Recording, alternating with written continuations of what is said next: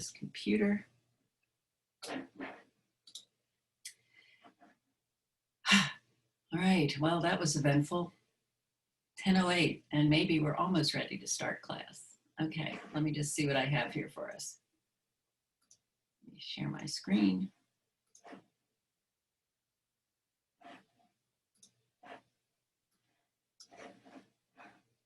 Are we sharing? I am sharing. Okay. Let's see. Okay, so here's the plan. My plan is to begin lipids, so please open poll everywhere, however you're doing poll questions, whether it's on your phone or on your laptop or your desktop. We'll have poll questions. I'll answer some Padlet questions. We'll have discussion groups. I think we're starting to get a routine going. It only took 6-8 weeks. And then I'll talk to you about the exam. Then Wednesday, we're having class. We'll begin energy balance. And then at the end of the class, I'll stick around for whenever class is over, I'll stick around to answer your questions about the exam. And what I'll do is I'll send the questions to you by 2. And then I ask that you have, and I'll post them under assignments, I guess, so that they can be submitted through Turnitin.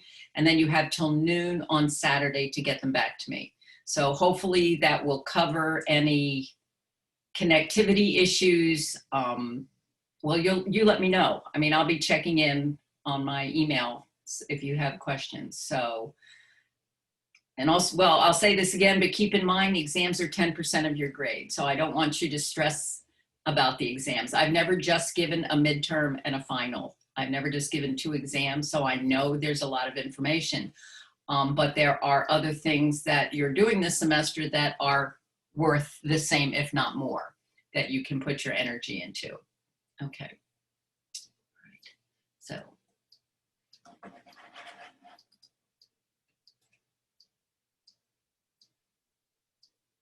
Well, not today.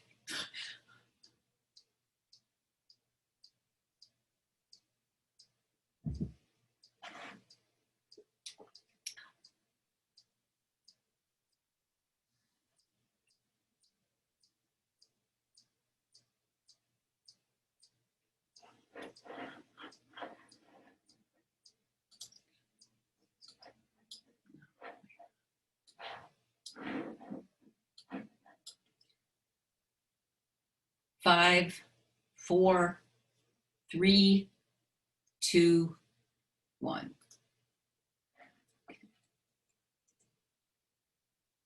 Okay, so this is from last week. Type 2 diabetics require exogenous insulin, true or false?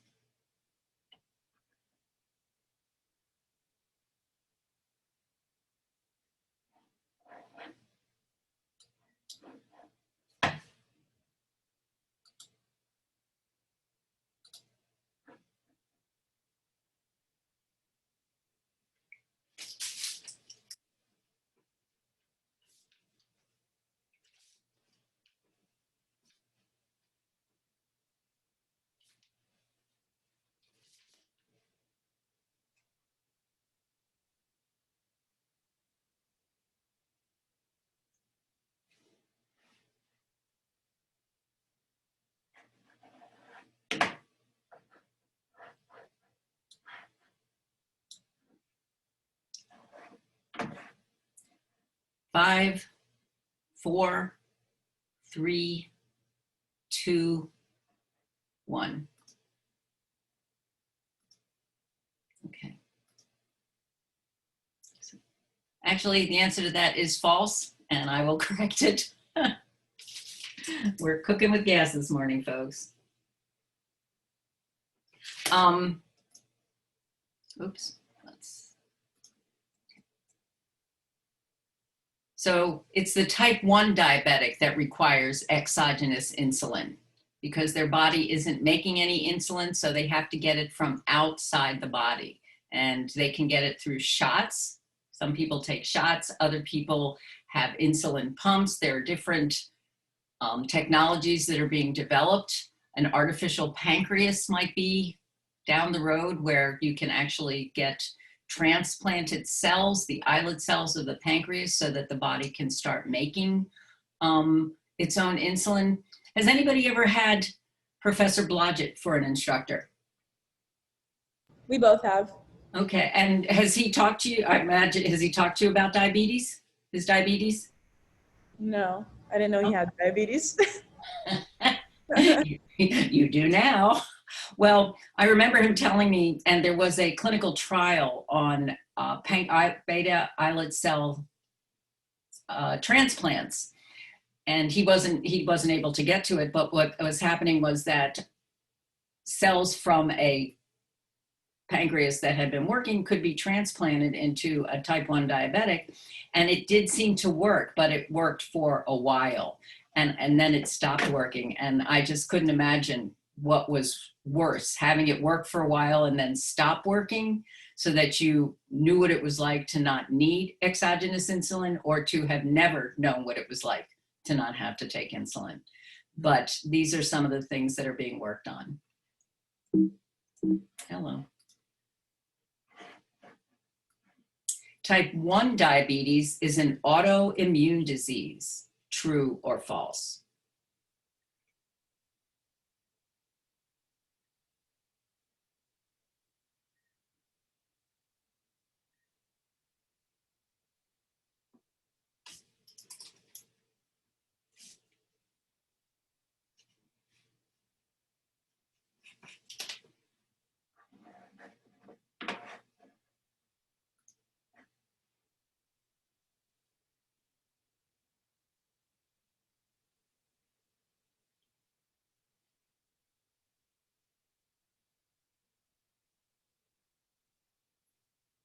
Five, 4, 3, 2, 1.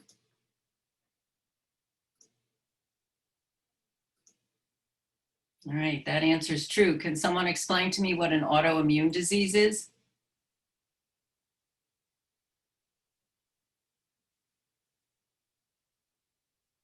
I don't have the raise hand function. I don't know that the raise hand function works when I'm sharing my screen. So if you want to send a message, or An autoimmune disease is something that's in your system, and it's something that you're born with. So, and then it can show up throughout your life at kind of like any stage. Okay, do you know what autoimmune means? Well, it's basically, I mean, it's kind of like what I think Jackie just said in the chat, like the body just starts attacking itself, like the cells can't. Yeah. Okay, what I did today was I have 2 screens here. So I'll talk to you about that, but yeah, okay. Right, so what happens with an autoimmune disease is we're working with the immune system. And for some reason, well, part of what your immune system does is differentiate between what I call self and non-self. If it recognizes something as self, it leaves it alone. If it sees it as non-self, it's going to trigger an immune response. That's how the immune system works. When it's an autoimmune response, for some reason, the body is recognizing things that are self as non-self. I call it defective recognition of self. And for some reason, the immune system looks at the cells in the pancreas as non-self and stimulates an immune response. And in type 1 diabetes, it destroys the pancreatic cells that make insulin. And then the person cannot make their own insulin, and that's why they need to have an exogenous or outside the body source. Can anybody remember what condition we've talked about that affects diet and lifestyle that is also an autoimmune condition? Celiac. That's right. Celiac disease is an autoimmune. And what's happening with celiac disease? The body attacks the gluten. Wait, no, your body attacks the cells in your small intestines. For some reason, that gluten, which doesn't harm most of the people in the world, when it hits your pancreas, when it hits your intestinal cells, it triggers an immune response. And that immune response in this case is inflammation. Okay. So yeah, that's also an autoimmune disease. This was in the video, what's going on with the body with type 1 diabetes. For some reason, antibodies are attacking insulin producing cells of the pancreas, so no insulin gets made. And when no insulin is made, the glucose that's in your blood after it's been digested and broken down, absorbed through the intestinal cell, through the bloodstream and gets to the cell, now it cannot get into the cell, and so it builds up in the bloodstream. And that's type 1 diabetes, when there's no insulin being made. HDLs are also known as the bad cholesterol. True or false?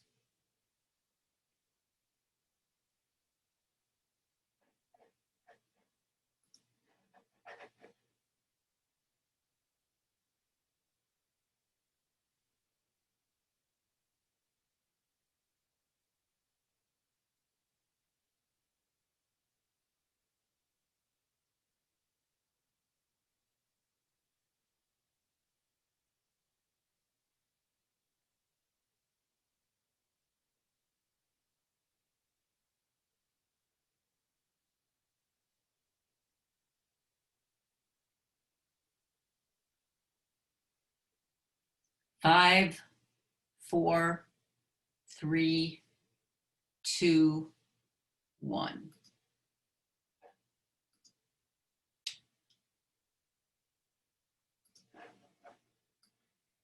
All right. So this is a picture that somebody made for me years ago. HDLs are I tell people, remember when we talk about HDLs and LDLs, that H is healthy and L is lousy. And years ago when I lived in central Pennsylvania, I taught a class online, and I had it was being projected throughout central Pennsylvania, just not only to students. It was a nutrition class. And I wanted to have a picture that showed how HDLs are good and LDLs are bad.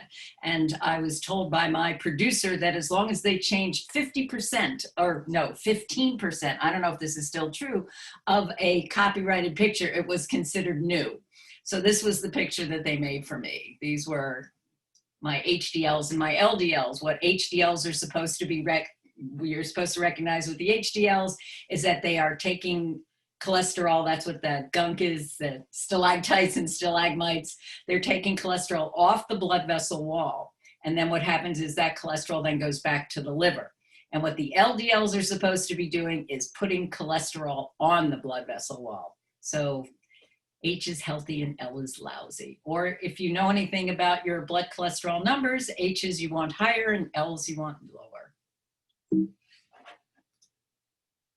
And when I talked about this in the video, HDLs and LDLs are blood lipids. We do not consume HDLs or LDLs, all right? These are the lipoproteins that are transported in our body.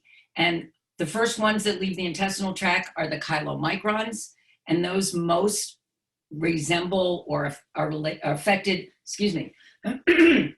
by your diet. And they're highest in triglyceride. And then as they travel through the bloodstream, the proportion of the fats change. It's maybe related to diet, to exercise, to genetics. And these, we'll come back to that. And these are the 4 lipoproteins that we talked about. They're all made up of the same 4 molecules: protein, cholesterol, phospholipid, and triglyceride. But the amounts of those change, and they change, at least these last 2, HDLs and LDLs, in relation to lifestyle and genetics. Questions about HDLs and LDLs? Okay. Trans fatty acids may be found in animal products. True or false?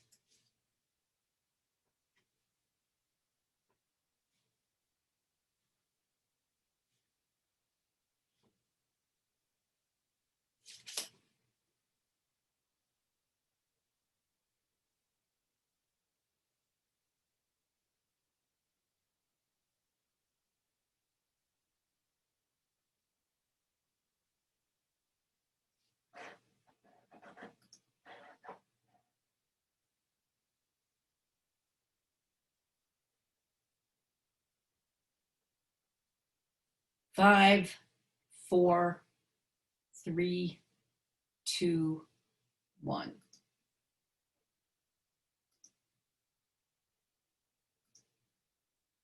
All right. So trans fatty acids can be found in animal products. We mostly, well, I don't know what you think about trans fatty acids, but when I've learned about them and talked about them, they are created during the hydrogenation process. And the trans fatty acids are made from partially hydrogenated fatty acids. But they are also found up to 20% of what we consume, or for folks who consume animal products, they do come from 20% of trans fatty acids can come from animal products.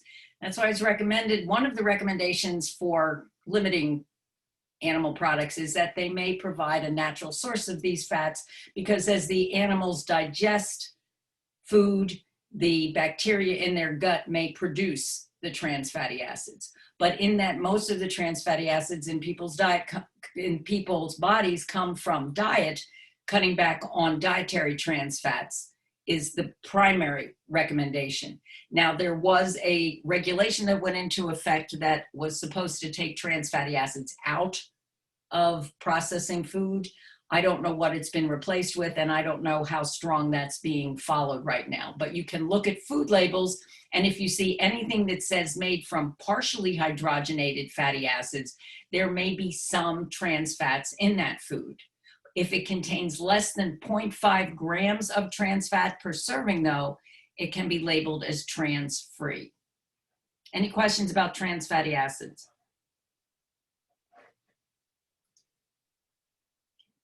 Dietitians recommend the DASH diet primarily for lowering blood cholesterol levels. True or false?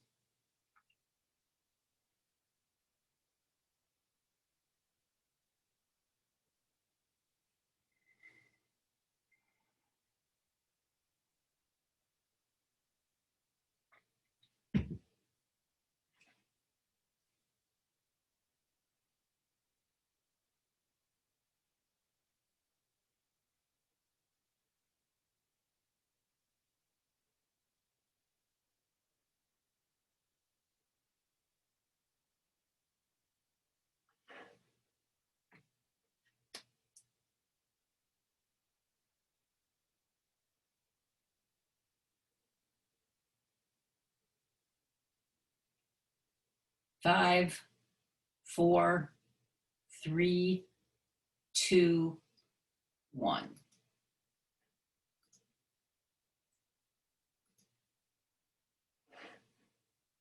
Okay. The DASH diet stands for Dietary Approach to Stop Hypertension.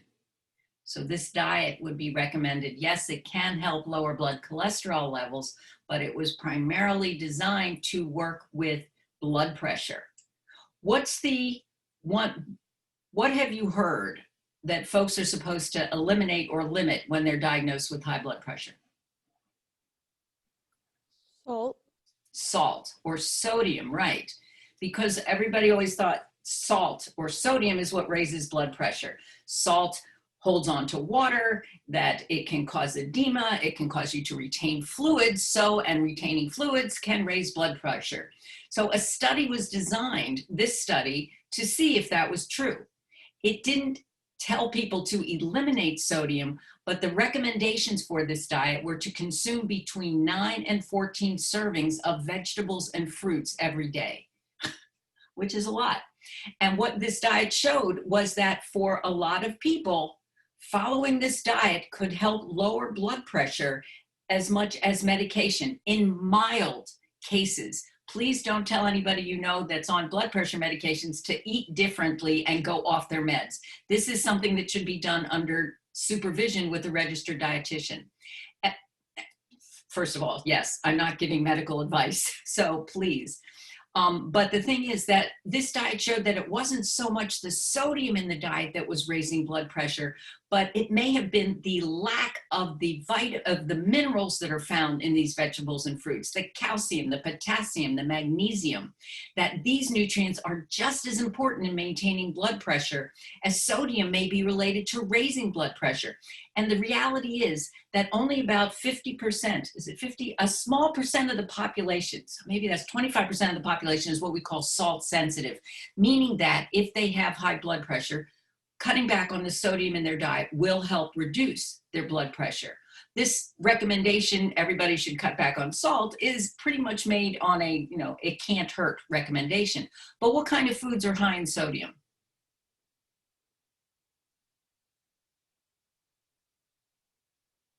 Yeah, Alejandra. I have seen that many, for example, canned soups, many processed food. Okay. What else is high in sodium? Cured meat.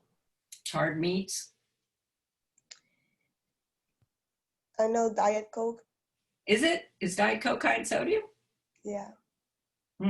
Self-disclosure, I can't drink bubbles, so I don't know anything about sodium. They burn my tongue. It's a thing.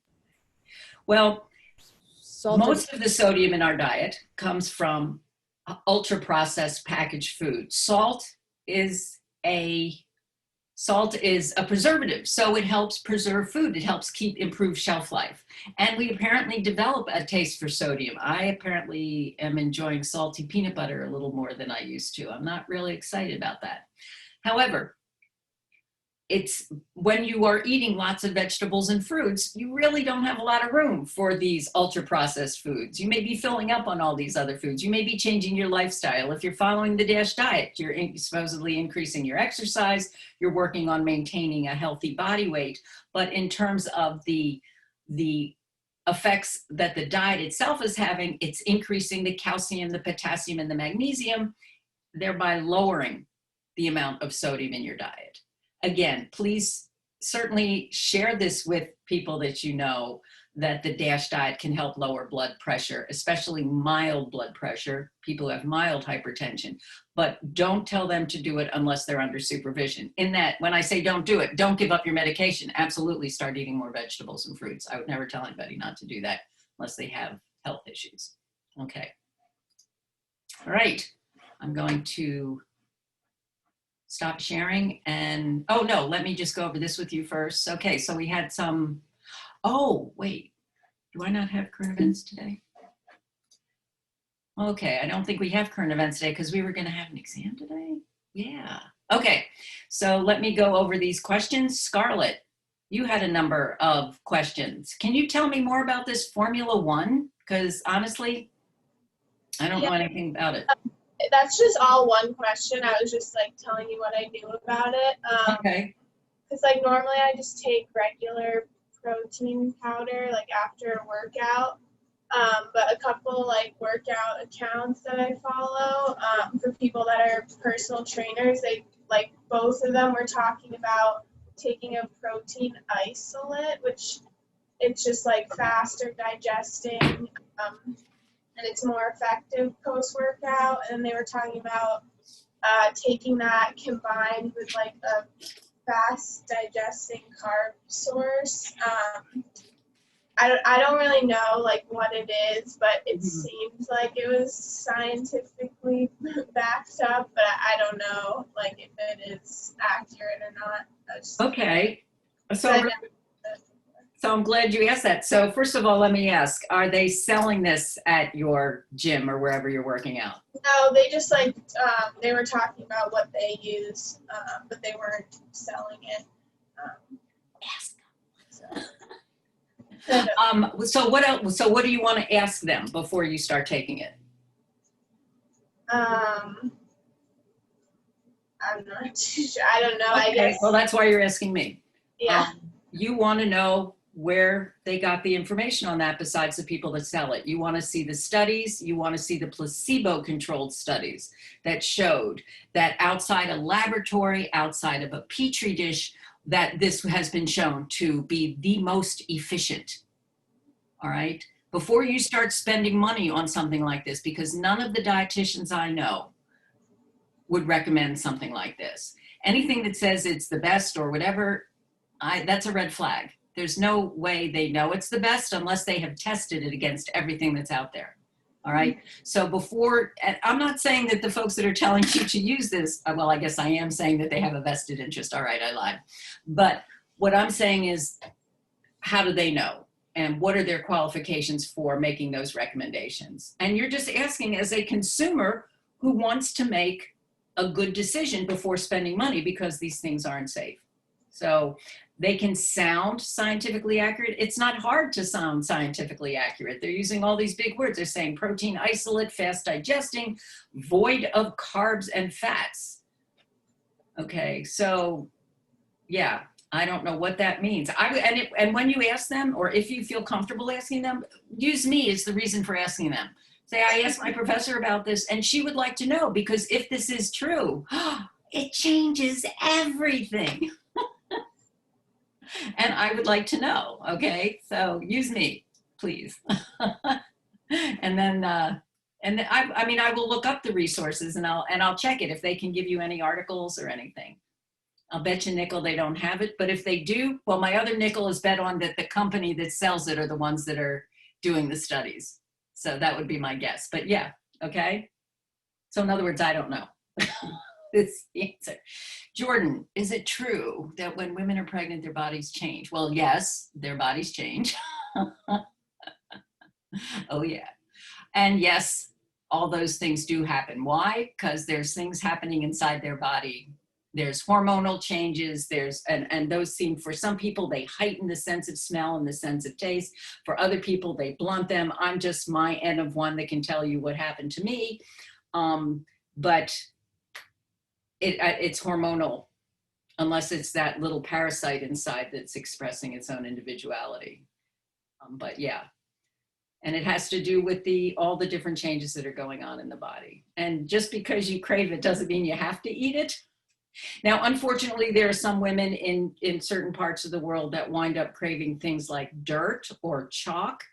Okay, this is called pica, and that's not good, because what happens is when they eat those things, it inhibits absorption of other nutrients.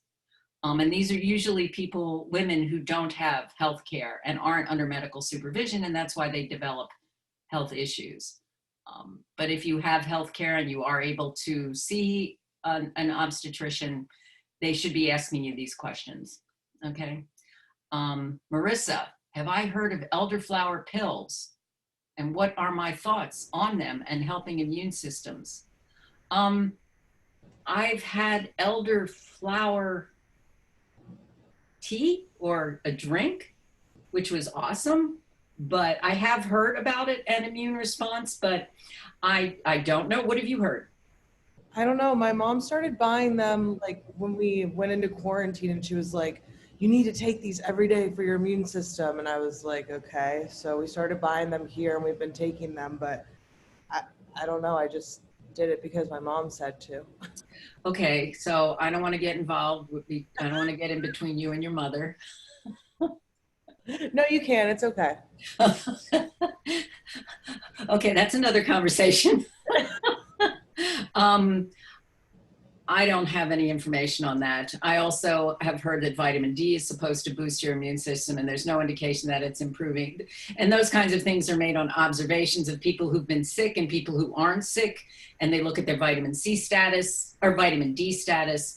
I would rather see you drinking, elderflower tea or something, because then at least you're drinking fluids and being hydrated. Not that that has anything to do with your immune system, but just because that's a good health behavior to stay hydrated with something that tastes good, if it tastes good. But I don't see any benefit to it, but I would be curious if you are comfortable, based on our limited conversation about your relationship, asking her where she got her information. And again, like I told Scarlett, use me. Tell her you were asking. Don't tell her what I said, but tell her I would like to know what she knows. And because if it's good, then I would like to know about it. Okay. Okay. And Justin, are you here today? Because he wanted to know if it's true that multivitamins are bad for you. They're not bad in that, I don't know what bad means, but they're not necessary. So that would be my answer to that. Okay. So we didn't have any current events today because the schedules got screwed up with our day off last week. So I did post, for those of you that would like to get involved, there were a lot of comments in your journals about diabetes. And if you want to continue the conversation, there is something on, I did put up a Flipgrid, and I also posted another Ask Me Anything. Okay. So if you want to do that, I have a couple up, one, so we can use those. Okay. And then I did look at there was an engagement survey that was sent out, and thank those of you that did respond to it. And the things that some of you felt that weren't working, you're concerned about your participation grade. And I did send out what it would be right now. And I need to tell you that the highest grade that anybody got was 140 points. Nobody got 160. And I looked at what responses were to the engagement tools, to the journal responses, and that is a weekly assignment that you are supposed to send in with feedback. So this isn't a final grade by any means, and I just wanted to give you a heads up. I'm happy to talk to you if you want to come see me and ask me questions about what it means. So let's see. Yeah, it is hard to see. Canvas is a bit disorganized. I'm trying. I appreciated that. Some people are always talking. It's hard to participate. I can't see a hand being raised when I'm sharing my screen. So I don't know what to do about that, except what I'm doing now. And I'm looking back and forth because I have my laptop here and I have my desktop and I'm logged in as a participant. Unfortunately, when I share my screen with you, I'm sharing my screen with me on my laptop. So I'm trying to make a point of looking at the chat if you want to put questions in there. I have been told, I did talk to somebody about Zoom and ask them about the hand raising feature because it doesn't have any sound attached to it. So he said now that everybody in the world is using Zoom, that may be a feature that they're trying to add. Sometimes I get confused when assignments are due because Canvas can be unclear at time. I would say that's true. But what I do try to do at the end, on the slides at the beginning of class, and maybe at the end, is tell you what's coming up. And I try to do that in the roundup when I send out. So it was suggested that I send out something at the beginning of each week telling you what was due. I can't do that. I'm trying to stay up with what I have. I appreciate the suggestion, but that's one thing I can't do. I can't add right now, but I am trying some of these other things. So thank you for those of you that responded, was what I wanted to say. All right, so what I want to do now is break you into, actually before I do this, or maybe I'll wait till we get back, I was just curious about what folks knew about HDLs and LDLs, but maybe what I'll do is wait till we get back. So what I'm gonna do is break you into the groups. The questions were sent out. Let me get out of sharing screen. And I'll pause. Okay, so let me share. Since we're done with poll questions. All right, so this is what's happening during inflammation, is that you have your healthy artery and then there's an injury to the blood vessel, and that injury leads to inflammation. And part of that inflammatory response involves fats breaking into or accumulating inside the blood vessel wall. Actually, let me wait till the next group answers, and then we'll finish that question. So who has the second question?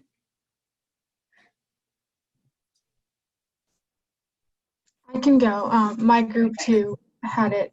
So basically the question was, describe the relationship between plaque, hypertension, arterial damage, and heart disease. So hypertension is the result of plaque buildup in blood vessels, therefore limiting blood flow. And the plaque buildup narrows these vessels and causes the blood to exert more pressure against the walls. Going off of that, heart disease results from limited blood flow to the heart, damage / death of part of the heart muscle. And then excess strain and damage from high blood pressure causes coronary arteries serving the heart to narrow. And so putting all these together over time, people with high blood pressure are more likely to develop coronary artery disease due to the fact that this high blood pressure is putting the additional strain on artery walls. And this additional strain eventually damages the arteries and can make them more susceptible to plaque buildup. And it goes hand in hand with atherosclerosis. And atherosclerosis is the buildup of fats, cholesterol, and other substances in your artery walls, restricting blood flow. Okay, that's very complete. Thank you. So let me just show you these slides that kind of reviews that, so that when you're looking at it or when you review this. So I showed this and this is a Khan Academy video. I highly recommend them. I think I have it in, resources, but what's happening is you see this would be an occluded blood vessel, but blood is still able to flow through it. And then there's some kind of injury, whether it's plaque or whatever, hypertension, because what happens with hypertension is that the blood is flowing at a higher rate, and that can cause an injury. And what happens is your immune system responds to that injury.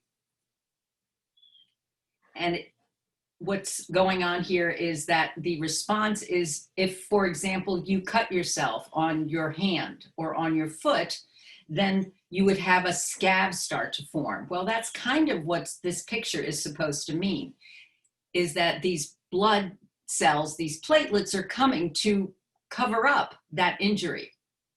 And in some cases, if the injury is not taken care of, all right, if whatever's causing the injury, whether it's hypertension or, well, let's just go with hypertension, then the platelets or the plaque is continuing to build up until at some point you obstruct blood flow. And if that's blood flowing to the brain, the person has a stroke, what's called an ischemic stroke. If that's blood flowing to the heart, that person will have a heart attack. Oops, this wasn't what I wanted to, let me just see if I can find the other thing.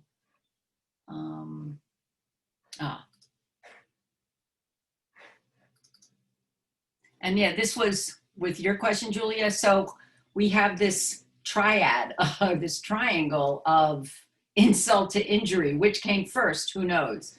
But let's say we start with high blood pressure. That's what hypertension is. And what that does is that's damaging the arterial wall. For whatever reason, it's causing a little cut, whatever the damage is. And that's leading to this inflammatory response that results in the buildup of plaque. And unless you break this cycle, blood pressure is going to keep going up, arterial damage is going to continue, plaque, and until that plaque occludes or cuts off blood flow. And that's when you will see, that's the hypothesis of what leads to heart attack or stroke. Any questions about those two situations? All right, group 3. What do you have for us? So the first part of our question is answering what a hydrogenated fat is. And then these are created when hydrogen atoms hydrogen is added to double bonds, and it creates single bonds, which is also a saturated fat. And then the hydrogen atoms are on the same side in the fatty acid carbon chain. Okay, so let me just show.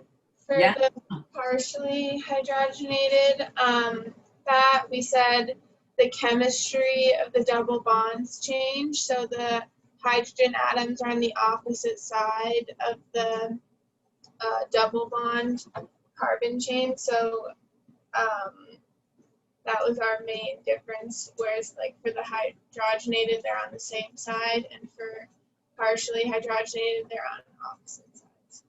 Right. All right, and let me just show that. Let's see. Am I still sharing or am I done sharing? Oh, I want to share. So I wasn't sharing the other one, was I? You guys have to tell me. Did I share this with you? This was the slide that showed the endless cycle of plaque, hypertension, and arterial damage. And until that cycle's broken, it's going to keep happening. And that can lead to a heart attack or stroke. In terms of, yes, cis and trans fatty acids, like you said, it has to do with the chemistry. When a fat is totally hydrogenated, there are no double bonds. But when it's partially hydrogenated, then what happens is it changes the chemistry of the double bond, of the hydrogens on the double bond, from one configuration to the other. And it's the trans configuration that has been shown to increase heart attack risk as much as saturated fat. So it's about chemistry, folks. Okay, the next group, what do you have? The DASH diet. Oh, we have one more part to the You have question. more, okay, carry on. So the question was, how does hydrogenation of fat affect heart disease risk? And yeah, so hydrogenation of fat results in trans fatty acids, and that is what we believe affects heart disease risk, in that it increases LDLs, decreases HDLs, and increases triglycerides. And trans fatty acids can also contribute to inflammation, arterial wall dysfunction, and diabetes. Right. And yet when I was first practicing dietetics, when I was first a registered dietitian in an outpatient setting, we were telling people, it was when we were telling people to not eat butter and to eat margarine, because that was what we thought was going to raise cholesterol levels, because we didn't know about trans fatty acids. There were no significant amounts of trans fatty acids in the diet, but once there started to be, then the data came in and we saw, well, not me, and then it was found that trans fatty acids can be just as detrimental as saturated fats. Yeah, so good job. Okay, DASH diet. So we talked about how the DASH diet is an approach to reducing or stopping high blood pressure. And the way that this is done is by decreasing the sodium in your diet, but also increasing nutrient-rich foods that have nutrients such as magnesium, potassium, and calcium. And also like the diet has a component of exercise. So it's like generally a healthy lifestyle. And because of this, it can also prevent osteoporosis, cancer, heart disease, stroke, and diabetes. Okay, we don't say prevent, reduces risk. Reduce risk, sorry.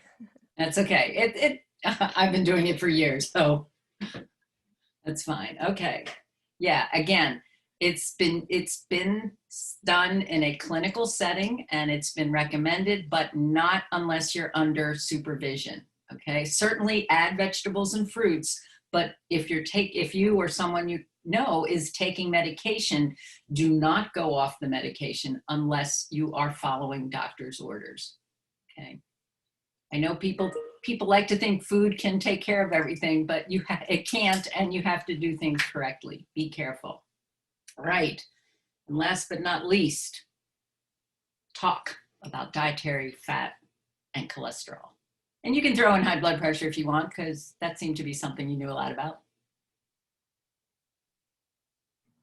I think you skipped group 5. Except for group 5 should go first. So ours was about dietary fat and cancer risk, and so there's no evidence linking dietary fat and cancer. All the studies that have been done are inconclusive, but what does affect cancer risk is like the most common risk factors include aging, tobacco, sun exposure, radiation, chemicals and other substances, some viruses and bacteria, certain hormones, family history, alcohol, poor diet, and being overweight. Oh my God. So this I put in because the chapter in the book talked about lipids, heart disease, and cancer, and I still can't talk about lipids and cancer because I have not seen enough. So that's why I asked you to find out what you could find. And I don't know what you look for besides what I gave you, but yeah. Cancer there's no easy fix. Smoking certainly decreases. It doesn't eliminate risk. We talk about risk reduction. Lifestyle and diet can have a role, absolutely. I think I've been told that I remember reading Cocktail Chatter that the causes of death or illness are germs, genes, wear and tear, and stuff happens. So you do what you can about controllable risk factors, and that's what we have to learn to modify, are the controllable risk factors. So, because you can't pick your parents. All right, now is it time to go to group 6? I'm gonna roll this morning, folks. Okay, group 6.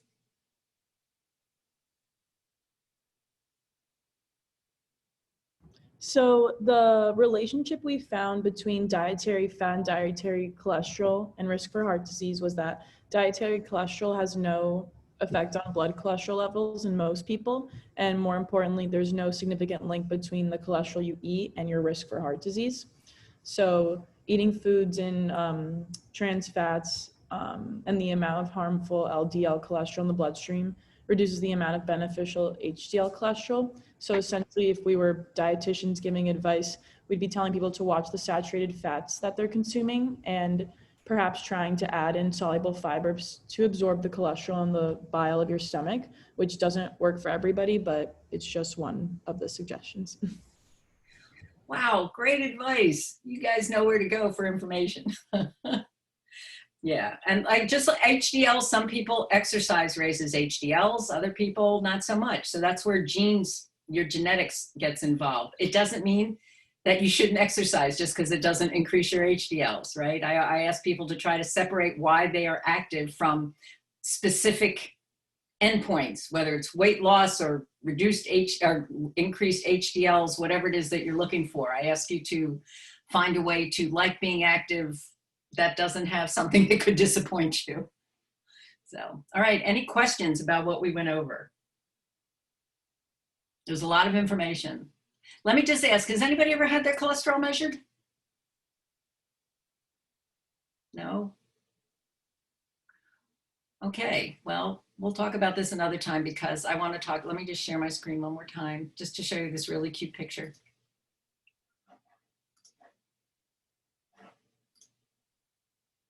About the exam. I didn't take that picture, but I was there when it was taken. Okay, I've done that. I was in Antarctica once. How many times have I told you? Okay, so we're having an exam coming up. It's going to be on the information through. Professor, we can't see the screen. I know, I stopped sharing. Oh, sorry. I was just showing you a picture of a penguin. Do you want to see it again? I'm happy to share it. You should all start sharing pictures of places that you've been to or would like to go to as well. We deserve that. So the exam is going to cover information through module 3.4, carbohydrate and storage disorders. Right now, what I'm putting together are 10 to 12 short answer questions. All right, I can't see giving multiple choice or true false.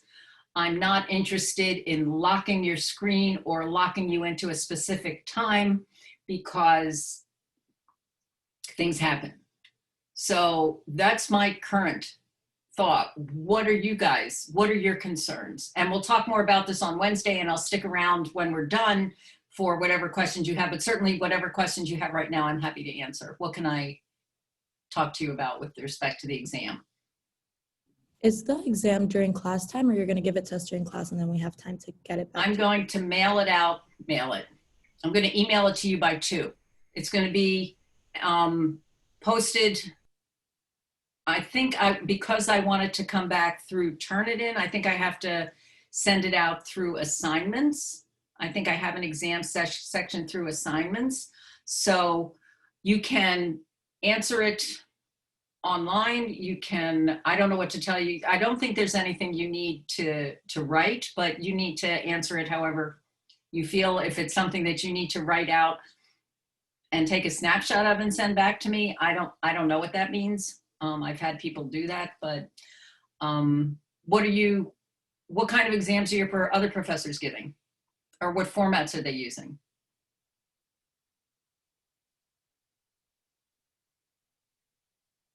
Anyone? Bueller?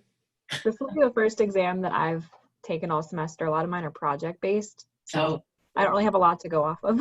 Same here. Haven't had an exam yet. Oh, I'll be your first. What about last semester in the spring? Those of you that had exams did any of you have exams in the spring? Mm-hmm. Yeah. Yeah. And what were they like? How were they given? It was mainly like a few, well, I had a few projects, but I think I took one exam and it was just a few questions and we had probably a week to just hand them back in.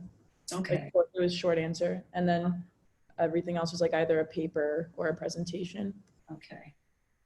Yeah, so that's why, you know, you'll have from Wednesday afternoon till Saturday at noon. If somebody's electricity is down for 3 days, let me know. I mean, it's 2020. Why shouldn't that happen? So is it going to be like a Word document? Oh, sorry. Yeah, I imagine if you're, yeah, Can we just type underneath and then send it back yeah, via TuneIn? yeah. Okay. I hope. I don't know. I'll find out if I'm doing it wrong. I've never done it through this before. You guys are guinea pigs. You get bonus points for being guinea pigs, but what are you worried about?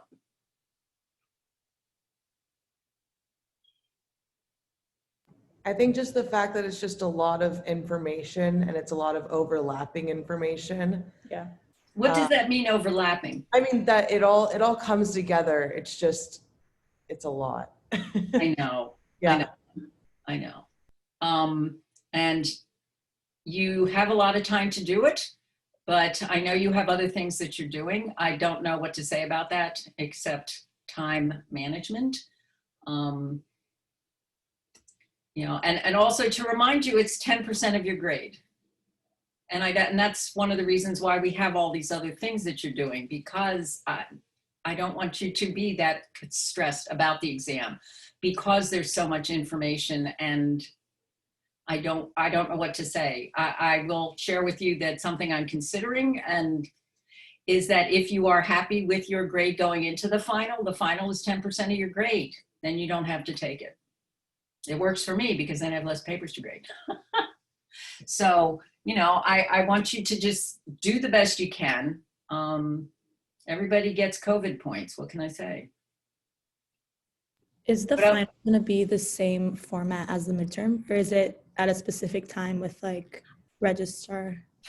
I think we have a specific time, but I mean, yes, there's a specific time, but I'm not going to follow it. I mean, I'll send it out during that time, but I'll give you more time to send it back. What else are you worried about? Kevin, what are you worried about? Kevin's not worried at all. No, just the same like as everyone. Like there's a lot of content to cover, so there's a lot of videos to rewatch. Yeah. Well, so here's what I would suggest is look at the questions, answer the ones you know, and then kind of make notes about what you don't know. And I'm not going to ask you everything. I can't. I can't possibly. So there will be things that you'll know a lot about, which is why you need to study, that I'm not going to ask you on. So be prepared to be disappointed now, and then you won't be surprised. But there will be questions that I am interested in and that I want to ask you about. So, you know, I wouldn't start, I mean, if you want to rewatch your videos because they're wonderful and the sound of my voice makes you motivated to improve your lives, then by all means. I don't want you to have to spend 3 days looking at videos, but it's a thing. Yeah. Katie, what are you worried about? How long do you think it's going to be, like, if I sat down and did it? The problem with me answering that is that I know all the answers to the questions. So it wouldn't take me that long. I'm bragging, but it's taken me. Average student, do you have any idea? No, because the fact of the matter is you can start it, you can take a break, you can start it, you'll come back, you can take a break. I'm not telling you once you start it, you have to finish it. True. Yeah. In terms of responses, how long are you expecting? Like how many paragraphs? Because you said short answers. I don't know. I will tell you that I don't ask essay questions because I don't want what's called a mind dump. I had a professor in graduate school draw a toilet bowl on my paper because basically what I had done was write everything I knew about the topic and wanted him to pick out the correct stuff. Don't do that.